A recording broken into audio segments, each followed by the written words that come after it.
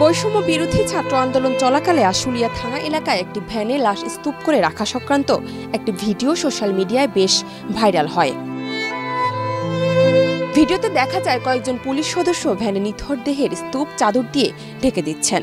শুধু তাই নয়, হত্যার পর মরদেহগুলো শেষ পর্যন্ত জ্বালিয়ে দেয়।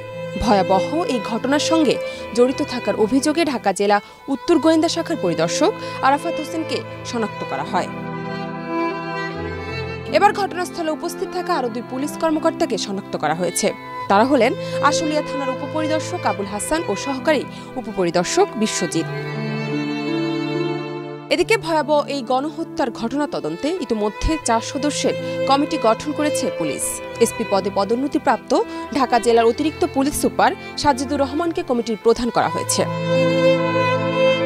এ বিষয়ে ঢাকা জেলা পুলিশ সুপার আহমদ মুঈদ বলেন, পুরো ঘটনা খতিয়ে দেখা হচ্ছে। কমিটির সদস্যরা বিষয়টি নিয়ে যাচাই বাছাই করছেন। এই ঘটনার সঙ্গে জড়িত কাউকেই আমরা ছাড় দেব না।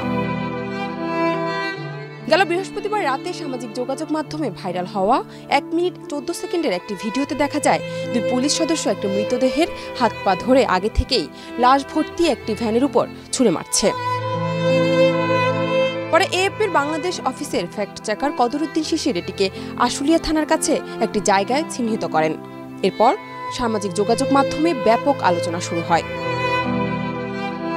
জান্নাত নিপু, দেশ রূপান্তর।